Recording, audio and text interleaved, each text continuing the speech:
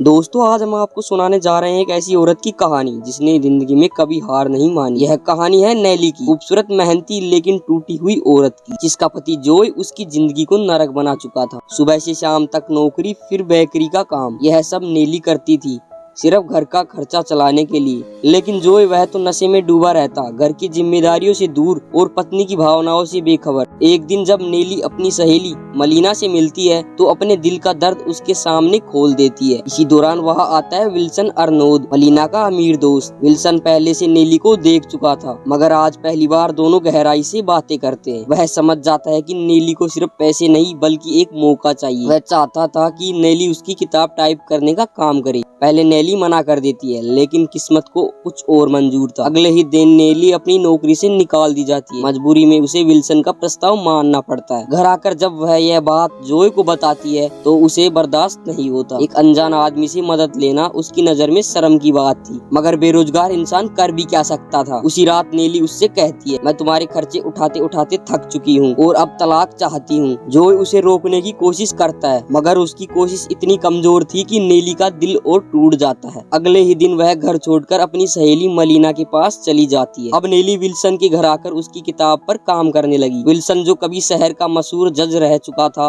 अब अकेलेपन की जिंदगी जी रहा था। नेली के आने के बाद उसकी जिंदगी में रोशनी सी आ गई। धीरे धीरे दोनों के बीच दोस्ती गहरी होती चली गई। विल्सन उसका ख्याल रखता, उसके लिए चाय पानी बनाता और हर सुविधा देता जिससे काम आसानी से हो सके। नेली मेहनती थी, लेकिन विल्सन उसकी खूबसूरती में खोता चला गया। नेली की मुलाकात होती है जरोन से, एक पब्लिशर। जरोन पहले से नेली को जानता था क्योंकि वह बेकरी से आता जाता था। दोनों की नजदीकियां बढ़ने लगी और धीरे धीरे यह रिश्ता रोमांस में बदल गया। विल्सन यह सब देखता और भीतर से टूटने लगा। वह जानता था कि वह बुढ़ा हो चुका है, मगर दिल अब भी जवान था। इसी बीच जॉय की हालत बिगड़ जाती है। नशे में गोलियां खा लेने के कारण वह अस्पताल पहुंच जाता है। नेली दौड़ी दौड़ी जाती है, मगर सच्चाई जानकर भी टूट जाती है। जॉय ने जान देने की कोशिश नहीं की थी, बस अपनी लापरवाही से गलती कर बैठा। दूसरी तरफ जरोन नेली को शादी के लिए प्रपोज करता है, मगर नेली साफ मना कर देती है। मैं किसी रिश्ते में बनना नहीं चाहती। जरोन उसकी बात सुनकर नाराज हो जाता है और उससे रिश्ता तोड़ लेता है। नेली एक बार फिर अकेली पड़ जाती है। टूटे दिल के साथ नेली वापस विल्सन के पास आती है। दोनों साथ में बैठते हैं, शराब पीते हैं और पहली बार नेली अपने दिल का दर्द खोल कर रख देती है। उस रात दोनों एक दूसरे के बेहद करीब आ जाते हैं। विल्सन खुश था, शायद उसे लगने लगा कि नेली अब सिर्फ उसकी है, लेकिन किस्मत ने एक और मोड़ तैयार कर रखा था। अगले ही दिन विल्सन की पतली लुसियाना उससे मिलने आती है। बातचीत के दौरान दोनों को एहसास होता है